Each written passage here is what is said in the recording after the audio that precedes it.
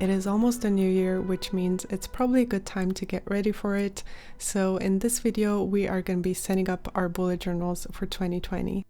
I'd like to quickly thank Wix for kindly sponsoring today's video. If you want the freedom to create a stunning and professional looking website, go to wix.com/go/MyLifeinaBullet. I will tell you a little more about them later on, but for now, let's get into setting up for the new year. I'm starting with the cover page, and by the way, I don't use a key because at this point I already know my own system, which is super simple, and I also don't use an index. So you've probably been able to tell by now that I've kept my bullet journal spreads pretty minimal this past year. There's a few reasons for that. First being that it just wasn't the greatest year and I didn't feel like using my bullet journal that much. But I also realized that I strongly prefer using my bullet journal as more of a planner and having separate notebooks for journaling and other purposes. So yes, I have moved into the traveler's notebook system and I couldn't be happier. It just makes more sense to me to know that every part of my life is sectioned off into its own notebook, and this also makes it easier to focus on what I'm doing at the moment. So for example, if I'm planning, I know that everything I need is in there and I don't get distracted by the clutter I can create sometimes when I journal. I don't know, maybe it'll make more sense once you get to see how I set up each notebook. Anyways, as you can see, I am decorating the pages a little bit. I thought since I'm going to be using these spreads throughout the whole year, I might as well spend a bit more time to make them nice to look at while also keeping them clean.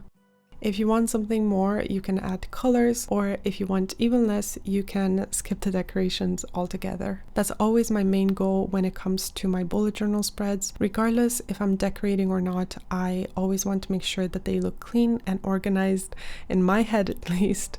That doesn't mean it's always the case, and that's okay too. So I used the calendar stamps to create my year at a glance, and I did the first half of the year on the right page and the second half on the other page.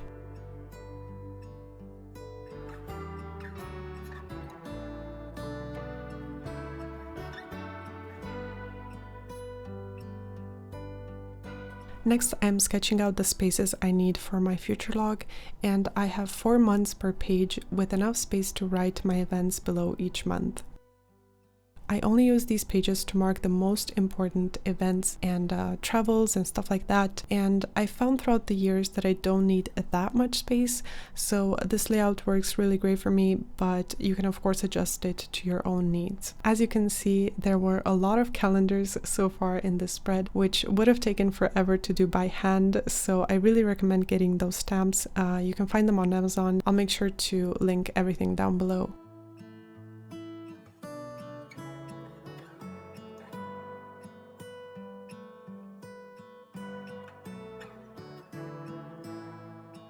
Next up is my goals page, and I'm always kind of hesitant to do big yearly goals because you can never predict what's going to happen, and a lot of times your goals might change and then you might feel guilty for not completing some of them. But regardless, I think it's still important to have some sort of direction or something to aim at, especially when the new year begins.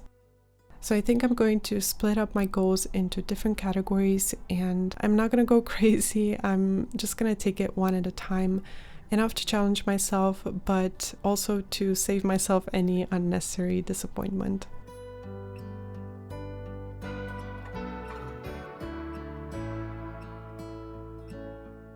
This next spread is for what I call useful information, and this is where I keep information that I need to reference. For example, the bank details I need for receiving payments, or my postbox address, friends' addresses, and I don't know, whatever else I might find useful.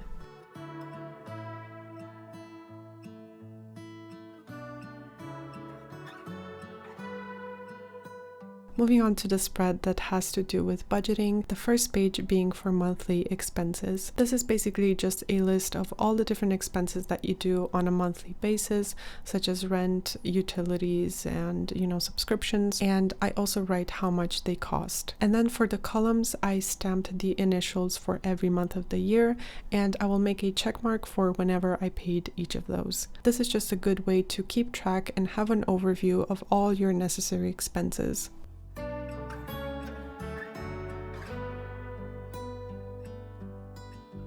The other page is a savings tracker, and I've left it blank for now because I'm not sure how to set it up, because it'll depend on what I need throughout the year, so I prefer setting it up as the time comes.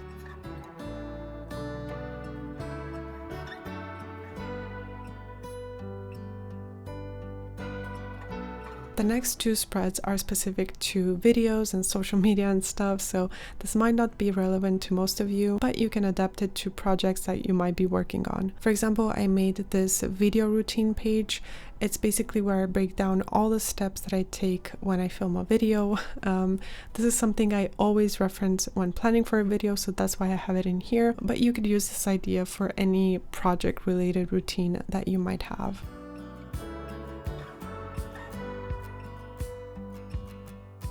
On the following page, I am doing the same doodle wreath for the title, but this time it's in the corner of the page, and it is for jotting down ideas for blog posts that I want to write. So if this isn't relevant to you, then you could do a brain dump page instead.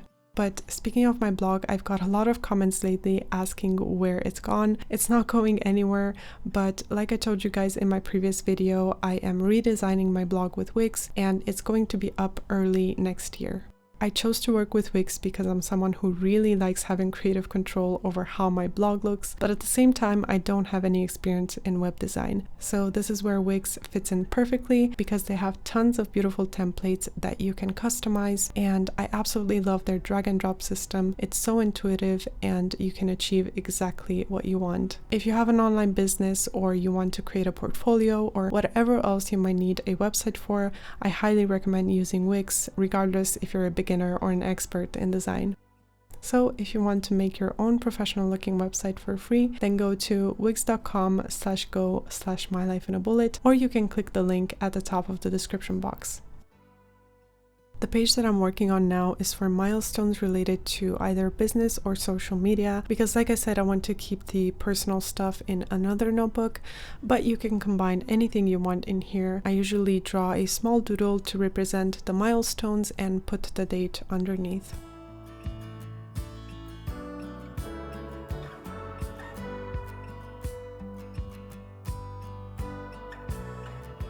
Coming up to our final spread, where the first page is a reading list and the other one is a wish list. And again, I kept it super simple. I just did some more decorations at the bottom of the pages. In closing, I want to leave you with a little message. Don't feel the need to apologize or justify whatever it is you want to do in your journal, whether you want to go crazy with decorations or keep it to the bare minimum. I mean, it's just a journal and it's your journal, so the only person who needs to enjoy it is you. So anyways, that brings us to the end of this setup, and this is how it all turned out. I think this is my favorite setup ever, partly because it was so fun to make. I really enjoyed it, but maybe also partly because I love the format of the notebook. It's not as wide as an A5, so it's almost like it's not as intimidating to me. But anyways, you can adapt this to your own notebook and your own style. I also plan on doing a journal setup video, but I'll only get to do that in January because I'll be flying back home for the holidays. Anyways guys, thank you so much for joining me in planning for 2020. I hope you have an awesome year ahead, and I can't wait to see you in my next video. Bye guys!